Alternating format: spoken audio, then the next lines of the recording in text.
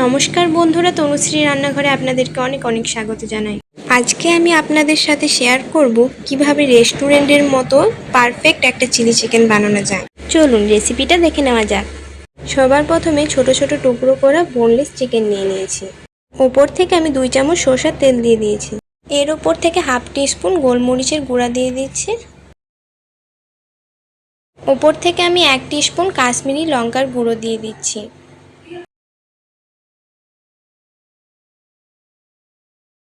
এর উপর থেকে পরিমাণ মতো আমি লবণ দিয়ে দিচ্ছি। এখানে আমি ছোট বাটির 1 বাটি কর্নফ্লাওয়ার দিয়ে দিচ্ছি উপর। এরপর আমি ময়দা দিয়ে দিয়েছি। কর্নফ্লাওয়ার থেকে ময়দার পরিমাণটা একটু কম দিয়েছি।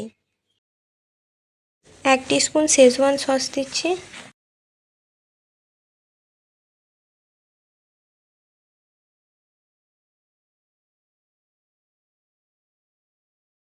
ওপর থেকে একটা ডিম দিয়ে দিচ্ছি।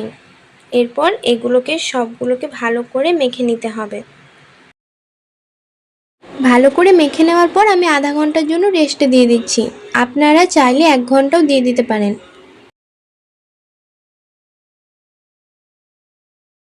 আধা ঘন্টা পর রিফাইন্ড তেল দিয়ে আমি ভালো করে গরম করে নিয়েছি। এরপর আমি চিলি চিকেনের জন্য চিকেনের পকোড়াগুলো ভেজে নিচ্ছি।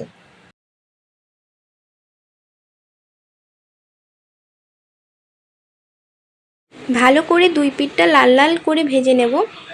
দেখুন আমার লাল লাল করে ভেজে নিয়েছি। এরপর আমি এগুলোকে সব উঠিয়ে নিচ্ছি। একই রকমভাবে আমি সব পকোড়াগুলোকে ভেজে নেব।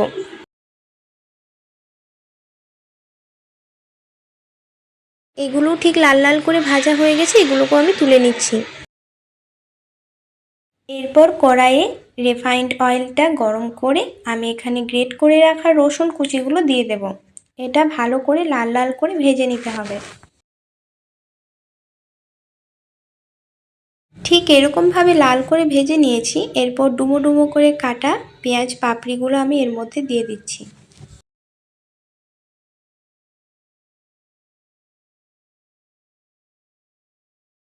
নাড়াচাড়া করে রঙটা একটু পাল্টে আসলে আমি এখানে ওই ডুমো ডুমো করে কেটে রাখা ক্যাপসিকামগুলো দিয়ে দেব।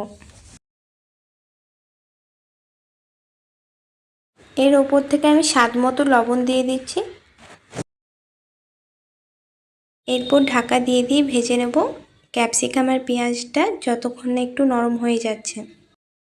ক্যাপসিকাম আর পেঁয়াজ খুব ভালোভাবে নরম হয়ে গেছে। এরপর ওপর থেকে আমি 4টা চেরা কাঁচা লঙ্কা দিয়ে দেব।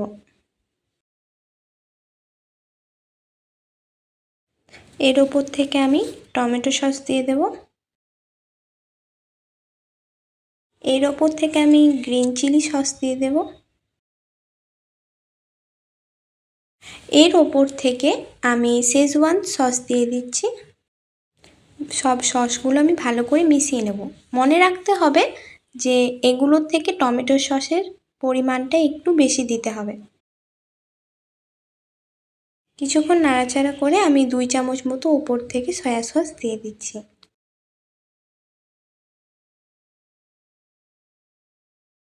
ভালো করে দেখুন কত সুন্দর মিশিয়ে নিয়েছি। এরপর একদিকে আমি একটা বাটিতে 1 চামচ মতো কর্নফ্লাওয়ার নিয়েছি, দিয়ে একটু জল দিয়ে পরে এটা মিশিয়ে নেব।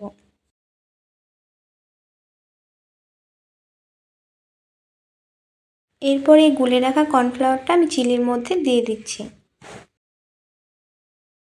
কর্নফ্লাওয়ারটা দেওয়াতে একটা থিক ভাব চলে আসে। এই থিক ভাবটা চলে আসলেই আমি ওই পকোড়াগুলো দিয়ে দেব। দেখুন একটা থিক ভাব চলে এসেছে। এরপর আমি সব পকোড়াগুলোকে দিয়ে দিচ্ছি।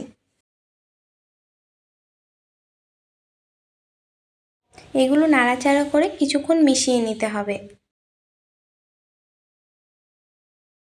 5 মিনিট আমি এরকমভাবেই মিশিয়ে নিয়েছি। এরপর আমি ওপর থেকে 2 চামচ মতো চিনি দিয়ে দেব। চিনির পরিমাণটা একটু বেশি হয় কারণ চিলিটা একটু ঝাল মিষ্টি হয়। কিছুক্ষণ নাড়াচাড়া করে কিন্তু তৈরি হয়ে গেল রেস্টুরেন্ট স্টাইলে চিলি চিকেন। দেখুন আমাদের চিলি চিকেন কিন্তু একেবারে তৈরি হয়ে গেছে। বাড়িতে আত্মীয় আসলে কিছু সময়ের মধ্যে আপনারা এই চিলি চিকেনটা বানিয়ে পরিবেশন করতে পারবেন।